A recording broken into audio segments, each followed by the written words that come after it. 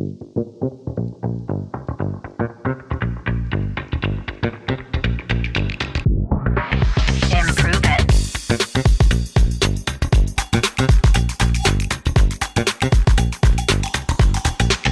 Improve it. Podcast. Prove it, peeps. Welcome to the show. This month, we are talking all about stepping into your power. And I cannot think of anything more powerful than owning your self-worth, acing your next job interview, and stepping into the career of your dreams. Our guest today, Matthew Sorenson, is a former executive recruiter, search firm owner, and director of talent acquisition. Today, as the host of the Job Interview Experience, Matthew shares his insight from the other side of the interview table with job seekers from his 11 years of talent acquisition experience. Now, in his spare time, he enjoys roasting coffee, organic gardening, wine, and collecting wool sweaters and vinyl records. I also used to have a career in recruiting. Say that 5 times fast. Career in recruiting. Prior to building Improve It, and I was recently a guest on Matthew's show, so having him on our show today was such a fun flip. I'm thrilled to chat with him today, and if you clicked play on the show, it's because you want to change in your career and you're not sure where to start. You want all the tips, tricks, and strategies to help you ace your next interview. You want to approach your dream career with a strategy or a plan. And if this sounds like you, let me tell you, I've got you, boo. I know for a fact that Matthew has a loyal following and community and is going to give us all the goods he gives his own peeps today. Get ready to step into your power and become the person you were always meant to be. Without further ado, let's get to improving it with Matthew Sorenson. Welcome to the Improve It Pod. Thank you for being here. Hi, Erin. Okay, now I've been on your show. Now you're on our show. It feels right. I feel like I had the best time on your show, so I hope I make this the best experience for you. There's no pressure.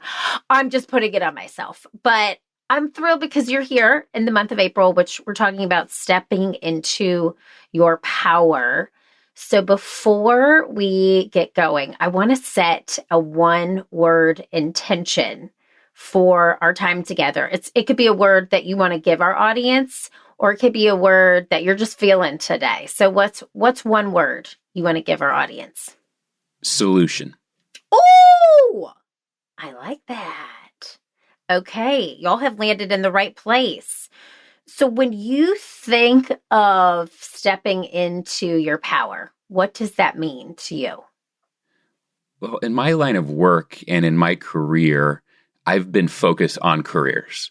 So hiring people and helping companies set up to add people to the team, whether it's a new role, expanding a role, helping someone move up through a company, interviewed thousands and thousands of people.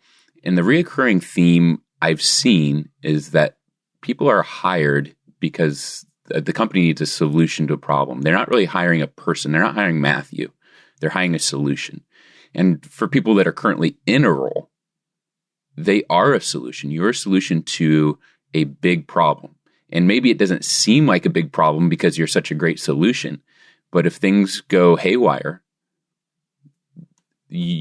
say that you leave the job, just you walk out one day in the middle of the day, things can go really, really bad. So you are a valuable solution in your role.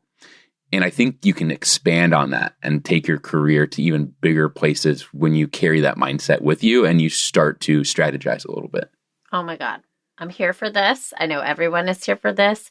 And it's so funny because I think about my own team. And truly, because we're a small business, some of them were hired to truly, because I thought that they had great skill sets and I knew there was going to be a solution. But when I actually look at what compromises our team, everyone is there to solve a specific problem. And they do it every single day and they don't even recognize how their contributions make such a difference until they see it come back to us. And so I think what's really cool about that is not only are we going to talk about solutions, but I hope people leave here today seeing how their contribution, their solution makes a difference, and then how you can just like explode that into the world. Let's do it. Let's do it. Okay. I want to know this. I know this kind of, but give us just a brief overview of what got you here, because you're the host of the Job Interview Experience.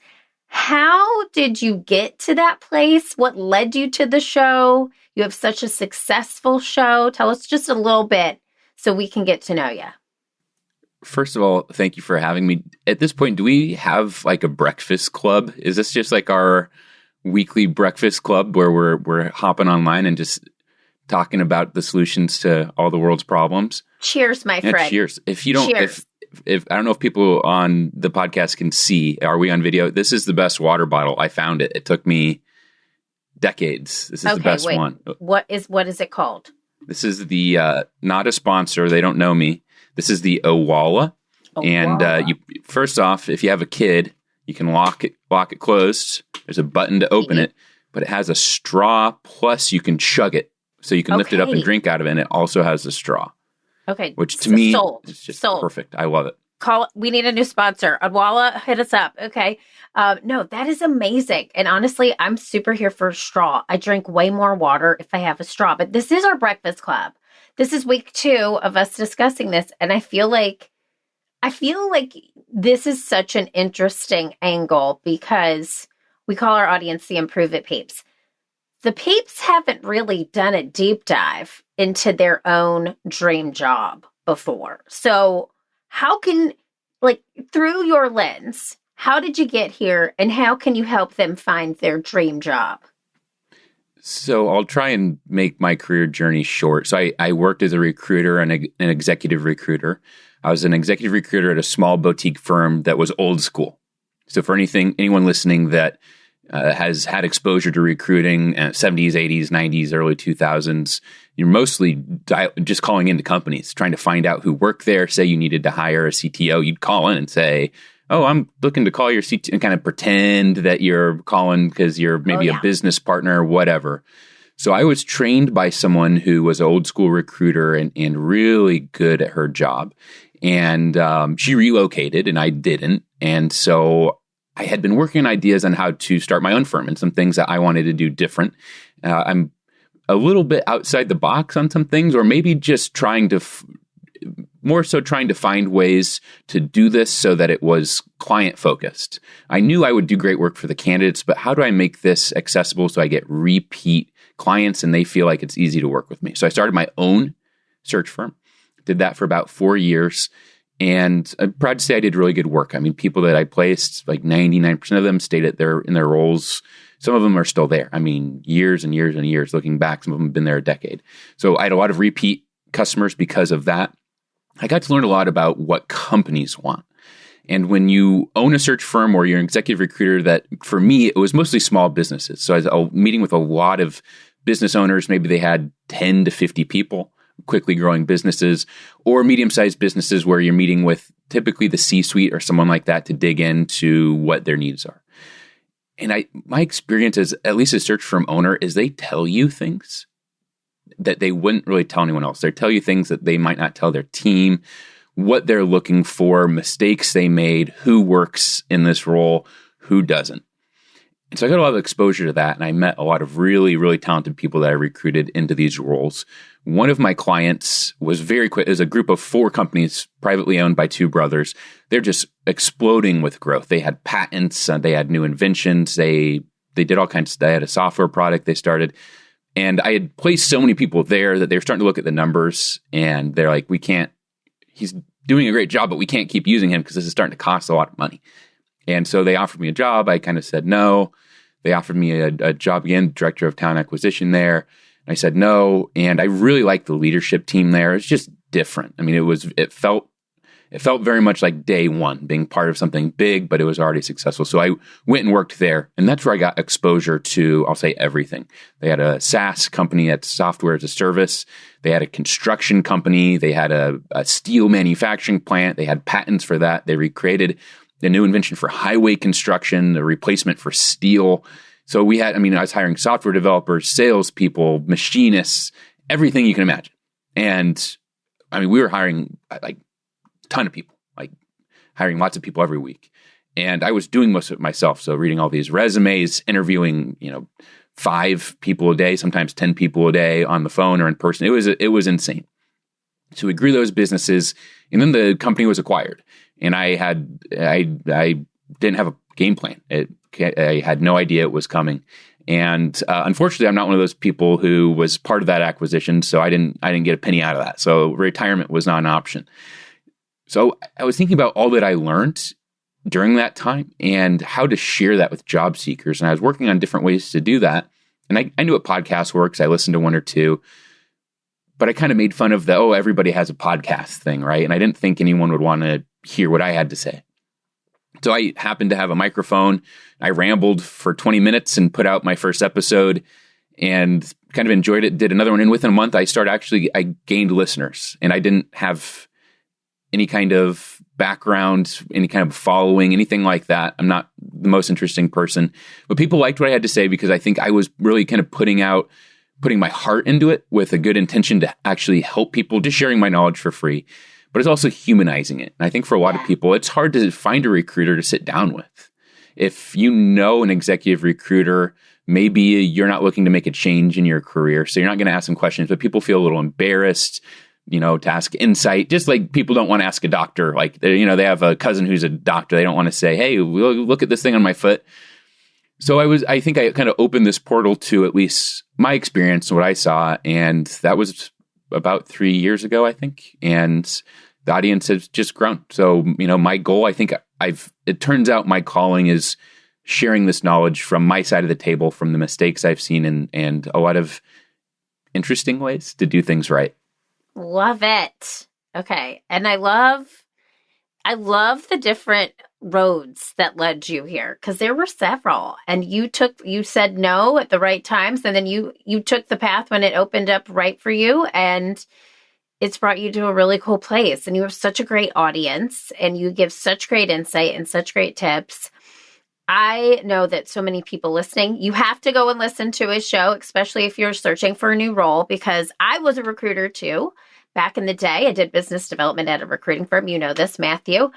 And that's a hard job. And it is hard to talk to a recruiter because recruiters are so busy trying to fill roles. Like, your time is literally money. So to get this experience, these insider tips for free is so cool. And I think I'm so grateful you have this for people.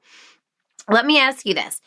In your personal experience, what sets somebody, like a candidate looking for a job, from somebody who wants a job, what sets them apart from somebody who's looking, from somebody that is passionate about what they do?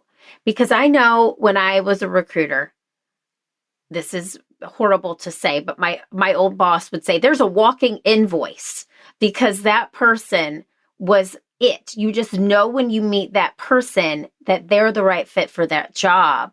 What is the difference between just a job seeker and a person who is deeply passionate about their career path? Oh my gosh, you hit the nail on the head.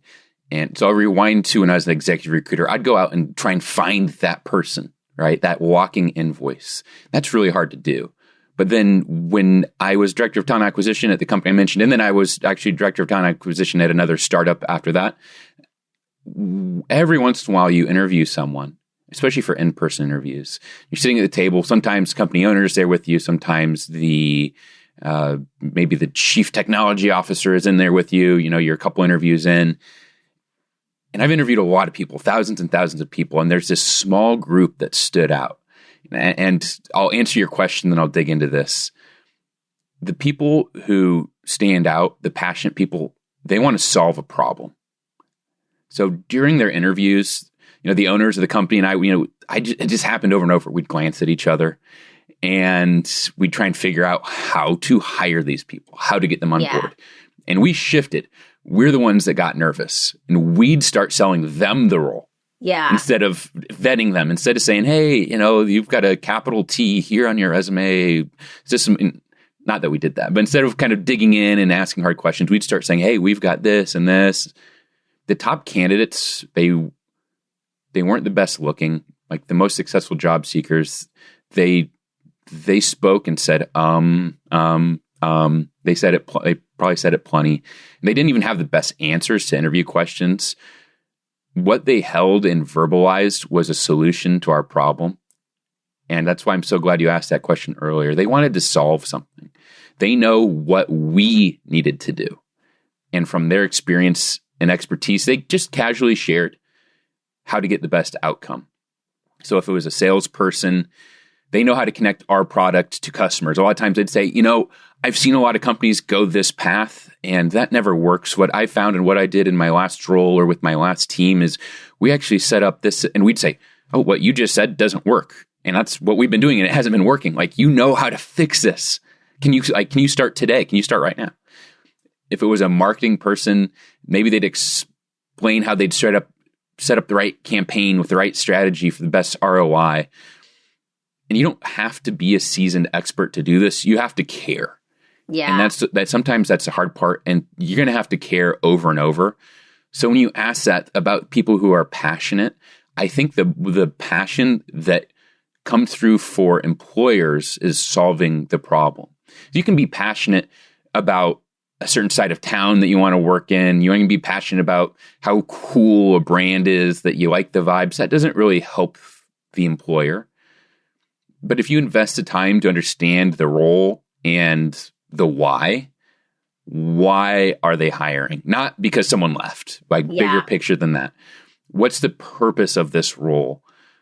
Not the day-to-day, not the computer programs. Why does the role exist? To bring in revenue, to reduce errors, to delight customers. And then you need to understand what the solution is, what your solution is. It might take hours to research it, to build a plan. But imagine a job candidate comes into a job interview and they can say, I'm passionate about this. Everyone's passionate, right? I'm excited. I'm passionate. But if they come maybe they say they're passionate, but instead of just saying that, they come to an interview with a 2-page outline on what they would do to make this department successful through their role. I mean, a game plan. Game changer. The candidate goes to the top of the list. Even if you don't have the best skills, you have a plan. Skills are great, but plans get things done. And here's the best part. If you're listening and you're having trouble even getting a job, and again, you have to care, and this is hard work. You have to want to provide your skills. You have to help solve a company's problem. And I get it. Making money is the big part. We have bills to pay, right? We have mortgages or car payments or whatever. But a lot of people are probably listening and they're saying, I am passionate. I am that person. I want to solve a problem. I can't even get the interview to share how I'll help. Probably the best part here is in getting the interview is the hard part. So instead of writing a cover letter or no cover letter, instead of writing a cover letter about you, I want to work here. I love what you're doing. I want to relocate to your city. My friend works here. In the past, I did this and this and this and this and this and this and this. Then I helped these people. Then I did this and this and this. Instead of all that, which is about 90% of cover letters, maybe 95, just say this. Put this in your cover letter.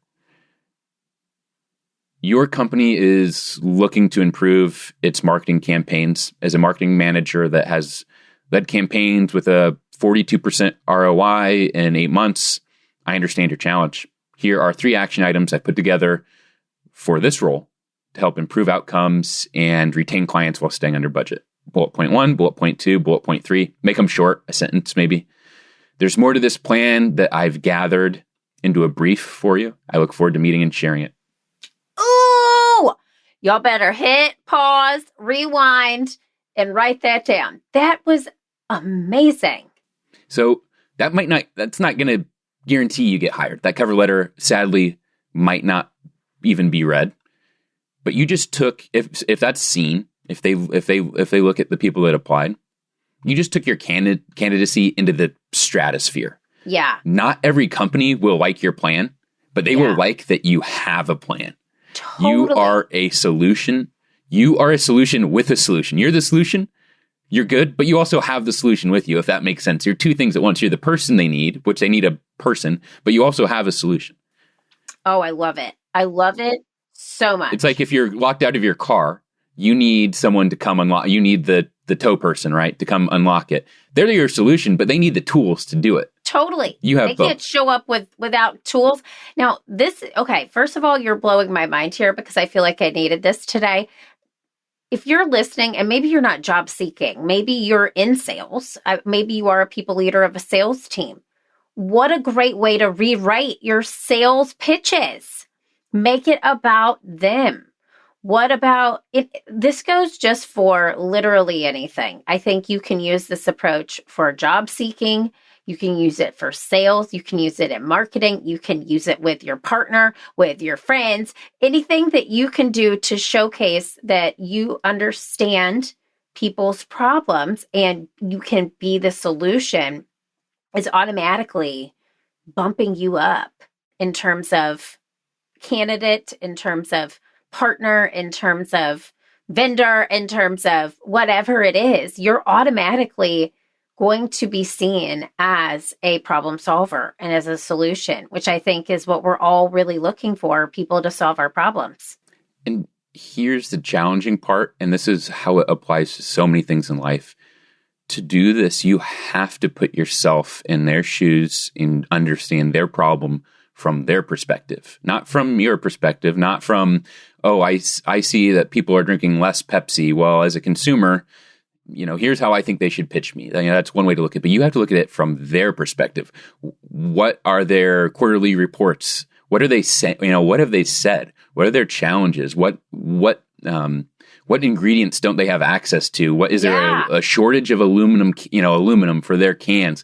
What is happening in their world? And then how do you solve that instead of what's happening in your world, which is wanting a job, wanting to relocate, wanting to live in Miami or Los Angeles?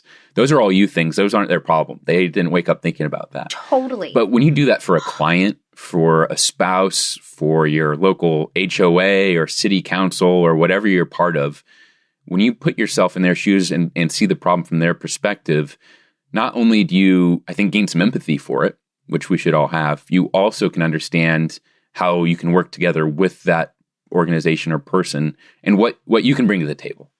Oh my God. Matthew, it's like I wrote a whole book on this. Okay. Like literally, this is exactly what I was talking about. And I see you. It's seeing the person as the human being. And when you can, as the job seeker, see the person that you're hiring, the job that you're hiring for as an opportunity to be empathetic and help the person with their problems, you're gonna land that role in no time. I really think this is the answer that a lot of people have been looking for, and it's just a quick mindset shift. What do you see, and not to go negative, but I want to talk about this. What are some of the things that you see in job interviews that are super challenging that people should avoid doing? I'd say a big one is mindset. Yeah. And I think this is getting worse. A lot of job seekers have had bad experiences or heard horror stories, so they think the recruiter is out to get them. Now, there's a lot of mistakes you can make during your interview. I talk about a lot of them on the podcast, but for the most part, a lot of those things that job seekers think are killing them aren't killing them. Like I've said this before, you can say 100 times during your job interview. Yeah, maybe it's a little annoying, but if you have a great skill set and you align with their budget, they're not looking for someone who doesn't say That's not on the job description. You must be an expert in Microsoft Excel and never say So all these little things that people I think get hung up on, like, oh, this is killing me. I'm nervous. I sweat. I say A decent recruiter, they're human. They know that you're nervous. They don't care that you say The recruiter is going to kind of dig deep and want to, you don't want to mess up. You don't want to start cursing or, whatever. But don't start the interview with a combative mindset that you are going head to head. Yeah. That recruiter that you speak with might also end up being your best friend. And by that, I mean offering you the job. And a lot of people listening have, I'm sure, worked as recruiters or in human resources. And they know, like, you don't walk into the interview room or pick up the phone and think, oh, I'm going to get this person. Yeah. And so instead of a combative mindset, think of it as meeting up with a friend. Yes. Someone that likes you. Think casual yet professional. You can't force them to like you, so just be friendly yet yourself. They're motivated to hire. They want to call someone or sit down with someone who's the right person for the job. So don't think that they're out to get you. a good recruiter is working to figure out how you're the right fit. There's a lot of things you can do to help them, like being a solution that I spoke about. But that mindset of feeling like you're kind of going in the ring with them and you're really nervous and you think they're out to get you, I think that hurts job seekers a lot more than saying too many times or being a little bit awkward or whatever else. Those are little things that we're all just humans and we do those things, whether we're in the office with our coworkers and we're a little awkward, we spill coffee on ourselves, whatever. Those are small things that I think are mostly ignored or not even noticed. Yeah. It's going in ready to fight or be defensive that I think hurts a lot more people. Yeah, it's like the energy, right? You can feel somebody's energy. And I think the mindset, which you meant when your first solution mindset is huge. Because if you go in, even from like a place of desperation, I feel like people can feel that. And I, as a recruiter, I had many different experiences, but it was always the people who understood the assignment, knew what the solution was, and also had a readiness to learn, even if they didn't know the skill set, but they had this positive outlook, and not saying this has to be toxic positivity, right? Like, but a genuine desire.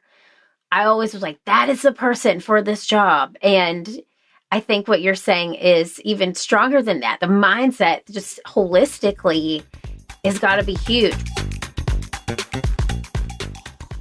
If you're a fan of the DISC personality assessment, but don't know the name Eric Kershat, we need to do something about that.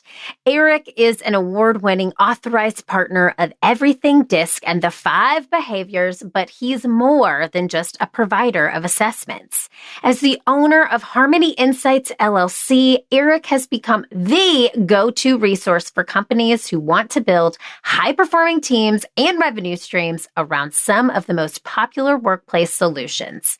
Eric's true passion comes from partnering strategically with organizations to guarantee lasting behavioral change. When you think about the last time you were on a team that struggled to communicate effectively, you probably saw leadership suffer, sales decline, people leave. It's frustrating, right? What's worse is knowing that it doesn't have to be like that. Whether your goal is to coordinate a memorable group workshop, administer your own company-branded assessments, certify an internal champion, or simply explore a custom solution that suits your needs and budget, connect with Eric on LinkedIn or at harmonyinsights.com to explore what's possible. That's harmonyinsights.com to explore what's possible. What are some of the strategies that you would give some of your candidates to use to get themselves in a positive mindset before they go in? Just shifting your thinking to a conversation, using the word conversation. Instead of I have an interview tomorrow, it's I'm gonna talk to Erin at Improve It tomorrow. Erin is taking time out of her busy day to talk to me, and so I'm gonna assume that she likes what she saw on my resume, on my cover letter. And those aren't things that you're not lying to yourself there. That's the truth. Recruiters are super busy. They get 100, 500, 1,000 applications, and they choose. So when you have an interview, they chose to talk to you. There's something about you they like. So they're starting off liking you. I would encourage you to start off making the choice to start off liking them. And when both parties start the video call, when both screens go live and you emit, like you said, use the perfect word, when you emit that energy of liking them, like, hey, how's it going? Yeah. It's really good to see you. I've been looking forward to this all day. Instead of, oh, hey, this is Matthew. Can you see me okay? You know, and I get that you're nervous. I get that you've been hurt before from interviews, from letdowns. Maybe they acted like they liked you and then they ghosted you. And that adds up. I think one of the hardest things of job seeking is letting those things go and persevering. It's not, applying is super hard. It's super time consuming. The cover letters are hard. The interviews are hard. One of the hardest parts is making yourself, finding a way to let things go and to start fresh. This recruiter, this next recruiter, you two probably 99% chance you don't have a background. They didn't ghost you. Someone else might have. They didn't. So give them that fair shot. Give them your friendly energy, your smile, I think that's one way to help shift your mindset a little bit. I know it kind of mirrors what I said earlier, but you have to give yourself permission to like be their friend and not something else. Okay. And I love this so much. Behind me, Matthew, is a vision board. Okay. And on this vision board is the beautiful, the one and only, my North Star, Oprah Winfrey. Okay. And this is going somewhere, I promise. When I went to see the Oprah show before the Oprah show was canceled, I realized that I was witnessing her third show that day. And she records multiple shows in a day. She had already had 3 audiences. She's probably already taped like 5 shows that week.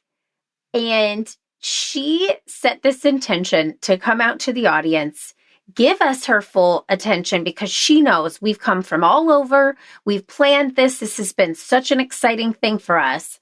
And she gave us her energy. And I know this is Oprah Winfrey and I'm talking about job seeking. But if you think about it, these recruiters, as the candidate, they have been in multiple conversations, but they're still there giving you their energy. And you've probably at this point gone through multiple interviews as a candidate, and you're probably burned out or you're getting to a place of burnout.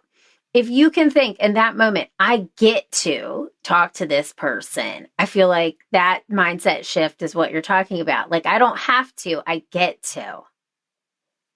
That changes everything. And truthfully, I'm going to be honest with you.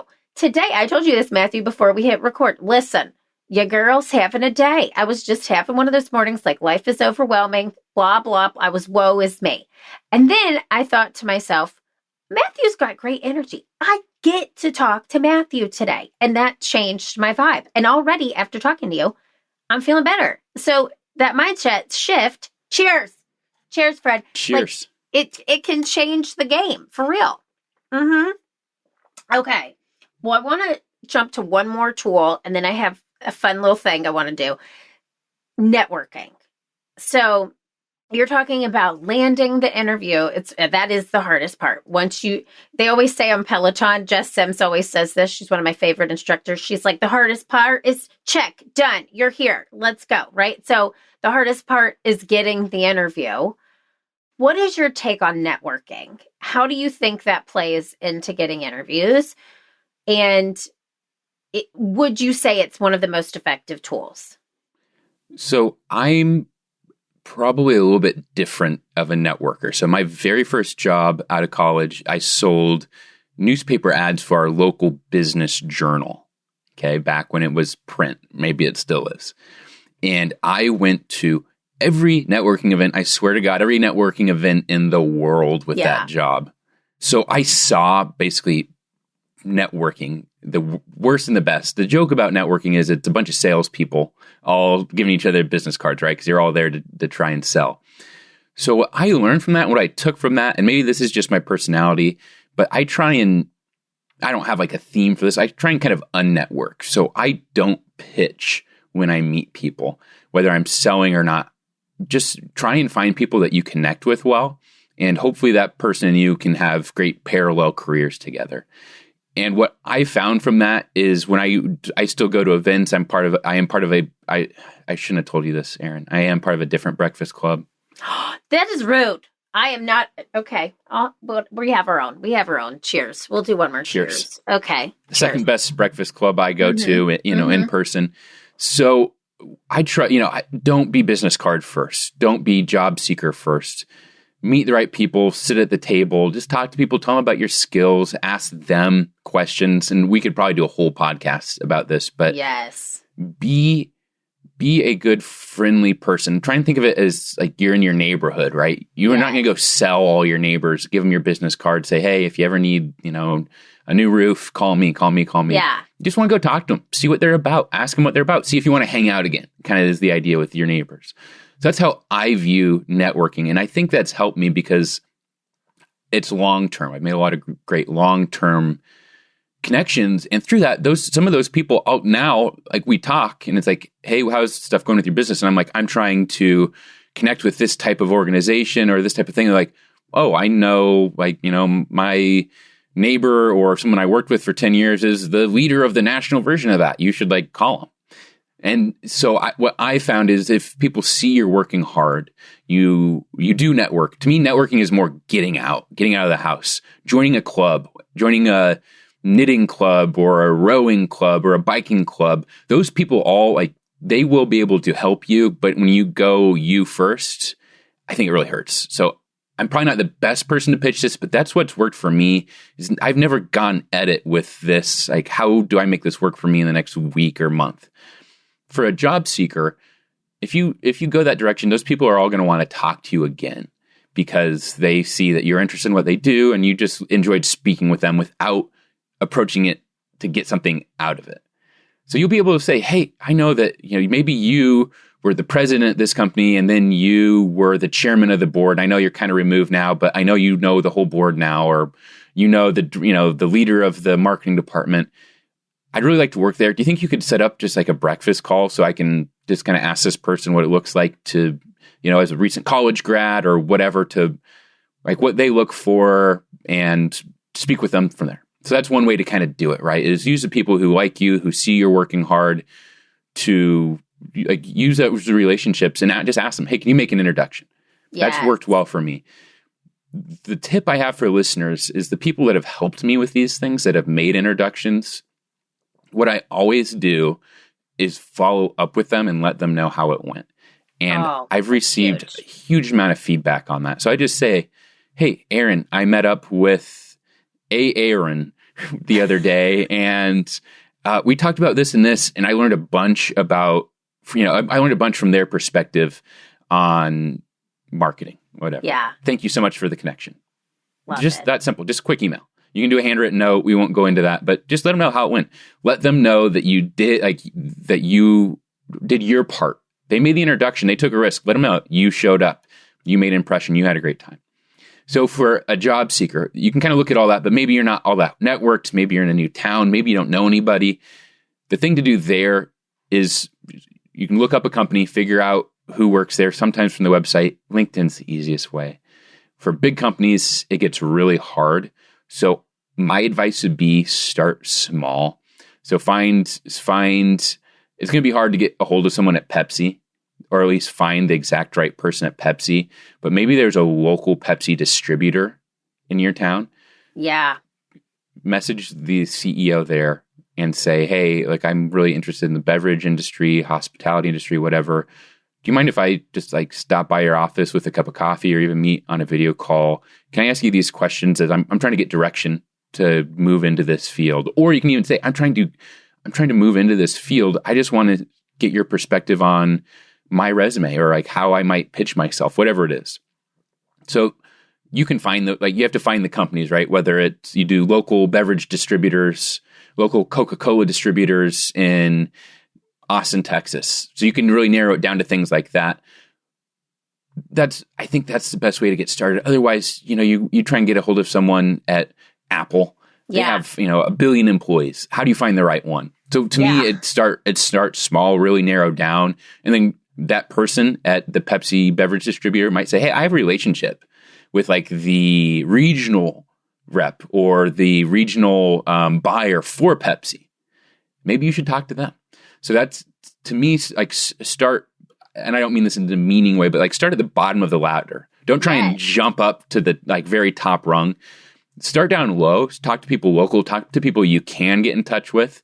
I like big picture thinking. I'm kind of a shoot for the moon, shoot for the stars kind of person. But I found is and I don't mean to discourage people, you're probably going to spend a lot of time trying to reach people who have been designed to be unreachable because of corporate structure. LinkedIn messages do go through. If you find the right person at Apple, send them a message. But in the meantime, so first step is when you meet with people in person, whether it's your bicycling club, coffee shop, whatever, don't be focused on you and like your short-term goals first. Just try and make a connection. If they like you, the only way they're going to like you is if you actually talk to them, you ask them questions, and then follow up on that, whether it's a week later or a year later. The other side is with networking, start small and be curious. Yeah. Don't approach it as, hey, I need you to hook me up with this is what I've seen a lot of. I need you to hook me up with the hiring director, the director of talent acquisition at Apple. Like, hey man, can you do that? That's probably if people even do that for you, they're probably going to be like, hey, I got this resume from someone. They wanted me to forward it to you. Right? Like, you're probably not going to get a strong recommendation, anything like that. If you come in and say, hey, what are the problems in this industry? I think I have some experience from my last role that can help this. Like, I've seen some things and I see the growth in this industry, and I think this skill I have can help improve it. Yeah.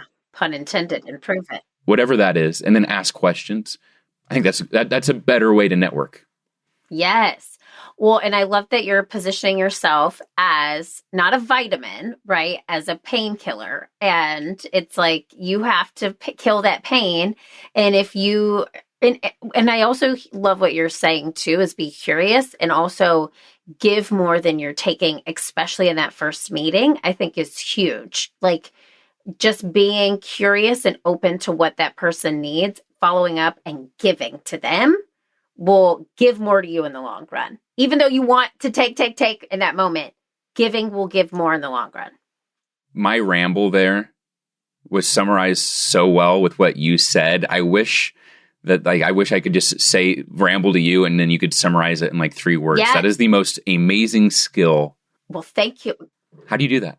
I mean, it's years of improv training, Matthew. No, I don't know what it is. That's what I heard you say. And I think it's so cool. And I think you did not ramble. It was all great information. You gave such great inside tips. I think people literally gained probably something from you saying that. And if I just even reinforced it, they're going to move it forward. And I think for you, you're giving to so many people in the work that you're doing. Like it has to come back tenfold. I think that's just like the law of attraction too. Like you give and then you receive. And I think what you're doing right now, your podcast is doing that. And it's coming back to you tenfold. And so many people can learn from that, which is so cool. You're welcome. Okay. I don't want this to end because our breakfast clubs are fun, but I have a lightning round session for you. And I'm very excited about it because I'm going to put a minute on the clock, okay, on my watch. Okay. Are you nervous right now? I'm don't be super nervous. Don't ask me something hard. Don't sweat. There's no sweat here, okay?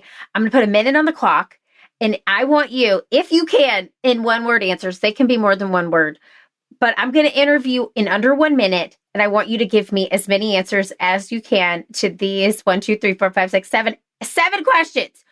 Here we go. This is your rapid fire round, Matthew. Here we go. Okay, best leadership book. Endurance. It's a book about Ernest Shackleton. Okay. Endurance. Best TV show that showcases leadership. I'm going to say Sopranos. It's not good leadership, but leadership. Oh, yes. Favorite song to pump you up before an interview. Painkiller by Judas Priest. Favorite interview outfit. What I'm wearing right now. I like a merino wool sweater with a blazer over it. It's breathable. Okay. Breathable, functional. Okay. Dream job of all time. Movie director. Oh, and then best interview you ever had. Right now. Woo! You did it. It was like 102. Crushed it. Okay. This is the final question because we always say on the show, improve it. It is that thing that you are meant here to do. It's the reason that you exist. It is your purpose. What is Matthew's it? I have realized in the last probably 6 months to a year of doing this podcast that I think part of my calling is helping great people who have great skills convey that to employers. Their expertise is not job interviews, and it shouldn't be.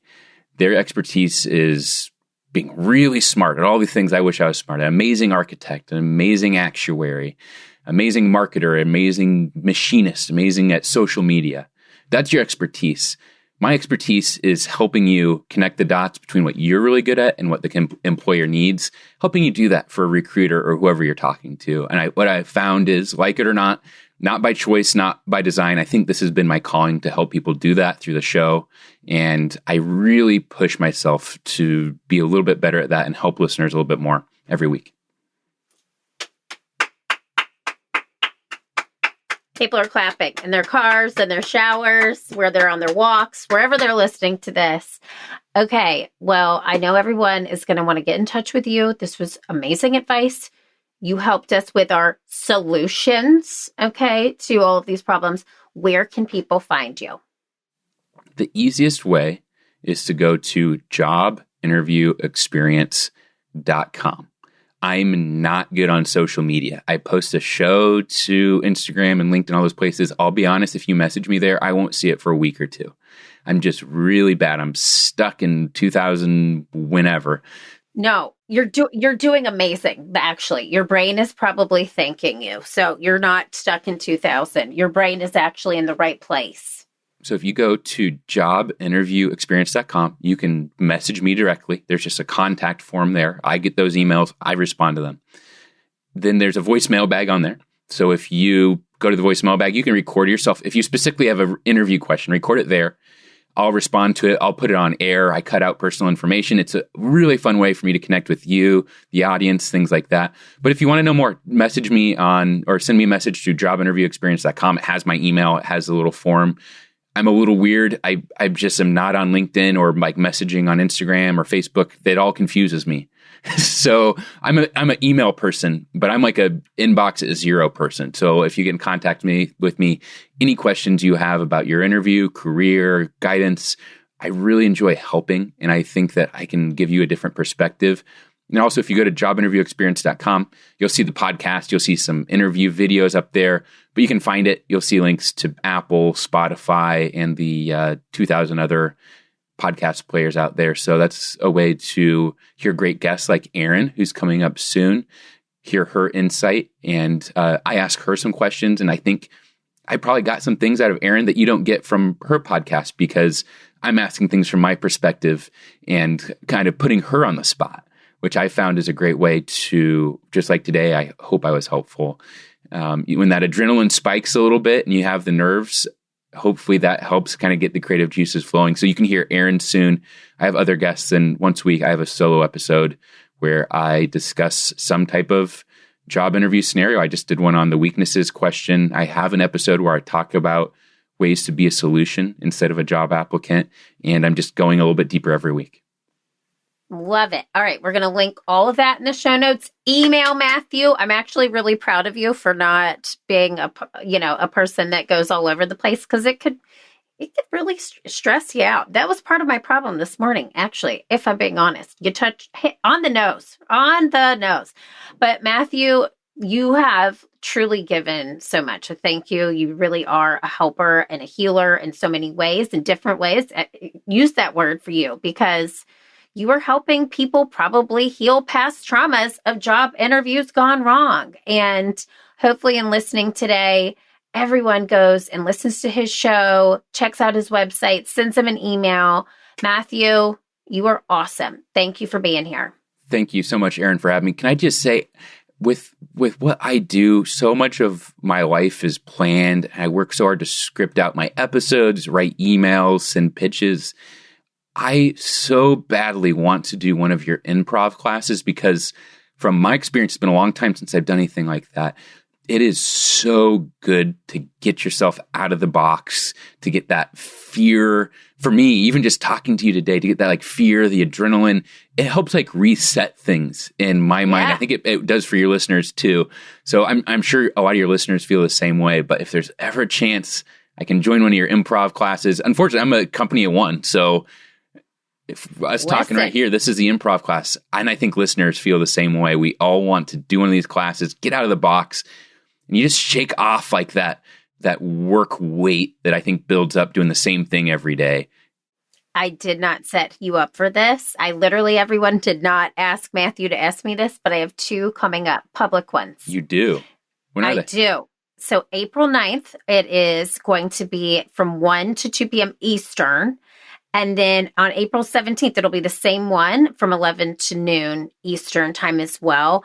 And those are what we're calling virtual book club. So it's actually I use the improv activities in the book to do a book club. And we're using improv, and you're going to go in and out of breakout rooms with a partner, but it's the activities pulled from the book. And you will be experiencing improv in real time, in real life, virtually. So I'll send you the links. You got to come. It will be so fun if you can make what they'll both be the same. So just pick one, or you could come to both. But we'd love to have you. That'd be awesome. I'm going to do it. I love it. It's like with improv, it's like, what's your name? And I'm like, what do you mean? What did I do wrong? Yeah, but guess what? It's so you good just for you. improvised this entire time. And here's what happens. When people label it, they get nervous. But when you realize that your entire life is improv, you're like, you literally can't even have a conversation without improvising. Yeah. And here's what I'll say for your listeners. When the little bit of improv I did a long time ago, I really enjoyed. It makes everything else in life so much easier when you learn to think quickly on your feet, find the right words, work under pressure. I'm super bad at it. That's why I need to do it. It improves your career. I think it improves your job interview skills immensely. That's why I wanted you on my show so badly. Yeah. These things help job seekers. It helps in meetings with coworkers when the boss is there and every word feels like it's going to be wrong. Learning how to hold your tongue, wait, and then say the right things, especially quickly. I think improv is one of the coolest, scariest things ever. So I'm excited. I'll be there the 9th or you say 17th? It is April the 17th and April 9th. Yep. Cool. Okay. Well, we'll see you then. Hopefully everybody else comes too. Thank you, Matthew, so much for being here. Thanks again, Erin. Improve it, peeps. What a show. So action-packed. So many tangible tips and tricks here for you today. Here's what I want you to do. If you liked today's show, this is your homework. I want you to send an email to info@learntoimproveit.com. I want you to tell us what you took away from today's show that you're going to implement. If you're not looking for a dream career, maybe you're a person interviewing somebody, and what you actually took away from today's episode, because I want to hear from you. I need to hear from you in order to give you more of what you want. So tell me what you liked, what you want more of, what we could do differently. That is your homework for today. As always, you know what I'm going to say. Keep failing, keep improving, because this world needs that very special it that only you can bring. I'll see you next time.